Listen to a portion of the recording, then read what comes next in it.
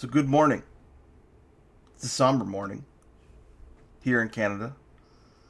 But welcome to the channel, Canadian Freedom. Right? Well, that question will definitely be in play, I believe, over the next few years. Especially for us common sense folks and the ones that speak out against liberal mismanagement in this country on platforms like this. But we'll get into that. So yes, it's a somber morning. Common sense conservatives, the working class, the regular folks of this country, is about 41%. Just over 41% of us voted that way, which is actually a pretty good number. Unfortunately, there was 43% who voted based on fear. Fear of Orange Man, and elected a man who's also afraid of Trump. Don't believe me? Why do you think he moved his headquarters at Brookfield only days after Trump was elected? Think about it. So, with the help of the liberal propaganda wing, the CBC, and other mainstream media, we elected this man out of fear, who hasn't been in Canada in 10 years. The man who gave Trudeau economic advice by telephone from England while tearing apart the British economy at the same time by spending, overspending, and printing money. And you look at the chaos in Britain now. The big winners from last night's election was Brookfield. Brookfield and criminals, I would say. Brookfield because, Carney is going to use his huge interest that he still has in that company for some of his plans here in Canada. Brookfield, his whole plan around housing, we're teaming up with private and spending hundreds of millions of dollars or billions of dollars to build micro homes and modular homes. I wonder who's going to be a big part of that deal. Can anyone say Brookfield? Talking about more nuclear. Brookfield owns 51% share in Westinghouse, a nuclear production company. Criminals are, again, winners because we know there's not going to be any change to this bail, not jail in Canada. Organized crime and money laundering has skyrocketed in the last decade. And there's no reason to think he's going to get tough on that. So those are the big winners in my mind. But really what I worry about is the younger generation. What's going to happen to them? I have 3 sons, one 20, one 17, one 15. And I'm worried for them. I don't have the kind of savings to give them to buy a home. So are they destined to rent forever? Because the things that are going to happen if Mark Carney stays in power for a number or a certain amount of term, like a 4-year term, which likely won't happen, but you never know. What's going to happen to the economy? The deficits he plans on running. I worry about the younger generation. I worry about inflation.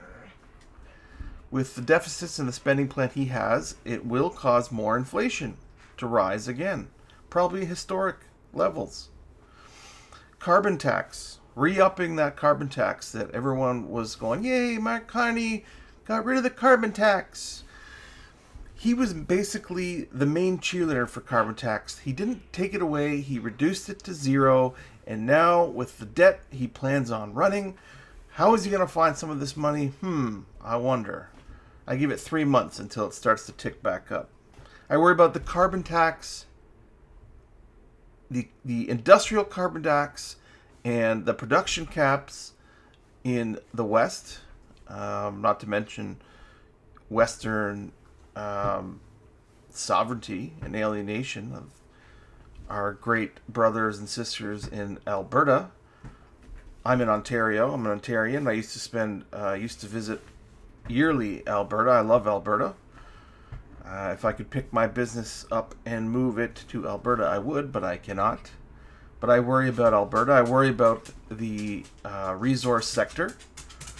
He's already said he will not get rid of Bill C-69, the no new pipelines.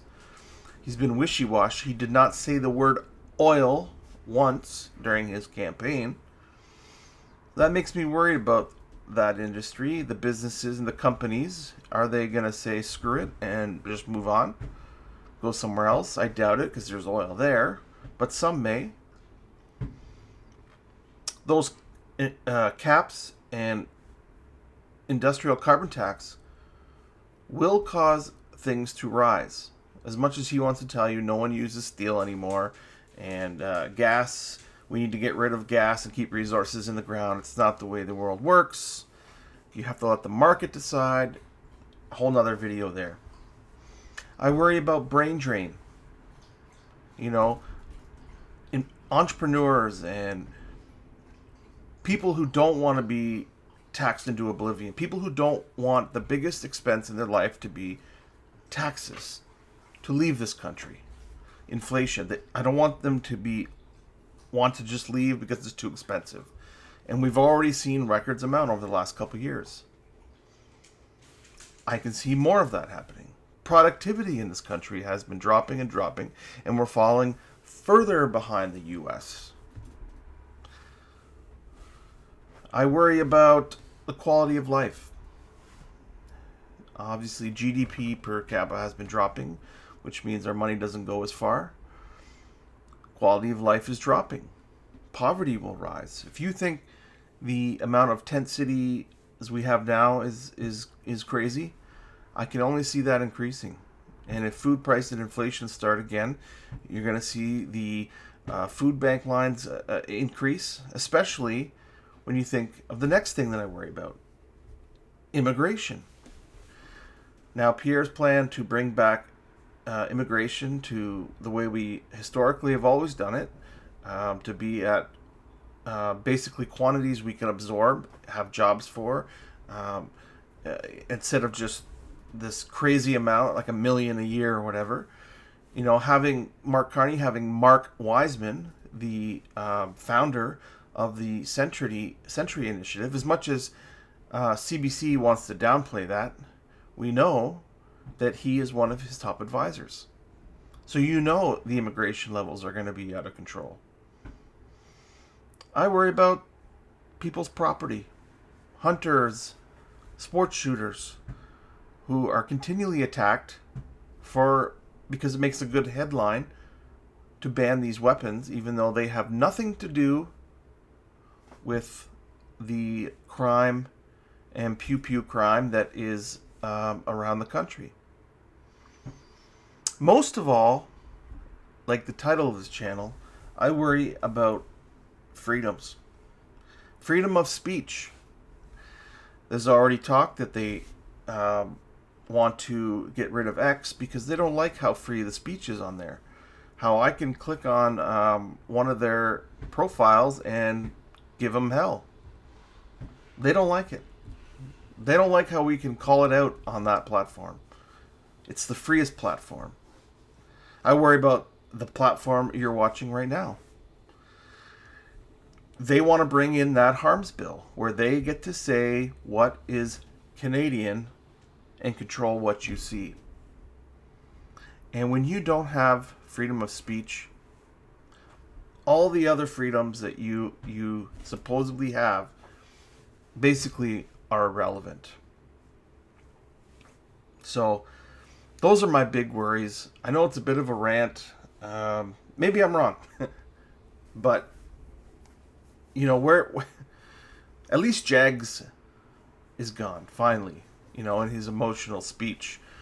Like, to me, it seemed like he threw this election and did some kind of deal with the devil. Because what a terrible showing. I mean, that's another worry I have. They have, 7 seats. The leader's resigning. Does the Liberal Party just absorb those seats, make some deal, and then get their majority for the next 4 years? Like the last bunch of years we had with Trudeau basically teaming up with them. Now it could be even easier.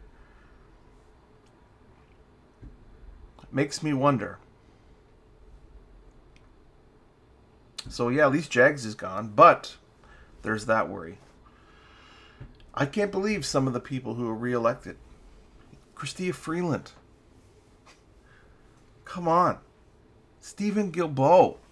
Ryan Gerritsen. Karina Gould. All these clowns were part of the Trudeau government. They were all managers of files. Sean Fraser.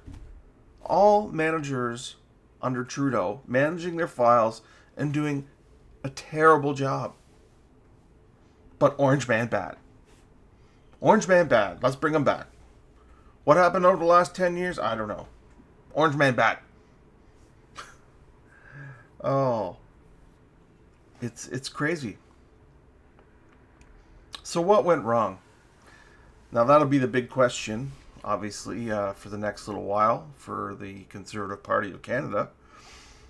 I'm happy to say, at least in my riding, I'm in Kitchener Centre, who has been Green for the last few elections, and NDP and Liberal before that. We finally went Conservative, because if you're in this riding, I take pictures of the huge lineups at the job centre every single day. We have tent cities everywhere, the zombie effect in the parks. I walk down the path here by my house with the dog. There's needles everywhere. Something tells me that may have had a part in Kelly DeRitter, the MP who was elected for the Conservative Party here in my riding. So that's the only piece of good news that I have gotten in this election. And some other good people were re-elected or elected as well, so there is a bit of a silver lining. We also picked up more seats. But what went wrong? There's many opinions out there on what went wrong. You know, was it just the Trump effect? Business banker good. He's a stable hand. He will guide us through these tariff crisis, fundamental crisis, the catalyzed fundamental crisis. You know, was it that his resume was good enough for everyone to forget the last 10 years? Was it the mainstream media and their straight up fake narrative and BS? Was it a combination of all? You know, tell me what you think it was. I think there was a part in the election. I thought Pierre did a pretty good job. He had a fine line he had to ride. I don't think you could go super hard for strong traditional conservative values and win in Canada. You have to walk that tight line. But I started to feel uncomfortable when the narrative shifted a bit to Orange Man bad with the Conservatives, because I think once we started going down that road, we became almost like we were campaigning for Mark Carney at the same time, when the message should have been straight and hard on the last 10 years, and a simple, we will make a deal. We'll make a strong deal for Canada, leave it at that. I know he did that to some degree. But he, in my mind, this is my opinion, the name Trump shouldn't have been coming out of his mouth. Stick to the message, stick to what you did good for the last few years as the leader of the opposition, and drilling Trudeau and his group of cronies in Parliament stayed on that message. Again, this is my opinion. Maybe I'm wrong. I know he did that to some degree. But what do you think? I mean, again, there is some silver lining. We picked up seats. I really like the fact that there is huge support when you look at the age brackets. So the middle ages, you know, that 30 to 45 was conservative, but the younger brackets too were much more conservative. So, you know, if that can hold through the future, you know, as the boomers disappear, or move to Florida, ironically enough, maybe the future's bright to get us past that 41%, 42%, up to 45 or 46% or more. But again, shortest election possible. I think people will start to learn who this man is when some of his conflicts get revealed, if they ever reveal them. When more interviews are done, more of his policies come in, when inflation starts to rise, nothing's done about crime, I think people will really start to see what they've gotten themselves into. I think the whole tariff thing will get solved pretty quickly. I don't think, again, in my mind, it wasn't that big of an issue. It was Trump being Trump. He had to point his finger in everyone's face, and too many people in this country took it to heart too much when it was a negotiation tactic. Whether Carney's there or Pierre's there, they're going to work out a deal. It's probably going to be the same deal either way. That'll be that. But I will say, with Carney's economic plan, that could severely weaken us with the amount of debt, deficit, and spending that happens in this country. So, if he is serious about taking over Canada, our water, and our oil, just bankrupt the country and then it makes it easier. And with the spending plans from our new, for the new PM, he's not my prime minister, we'll see what happens. But that's my morning after rant. Thank you for taking the time. If you made it this far, I'd really like to know what you think we're in for the next, let's say the next year. What went wrong with the Conservative campaign? Why didn't we get over that hump? Or do you see some positives still? Although it's negative that we lost, on the positive side, if you see here, we had almost 8 million people vote Conservative.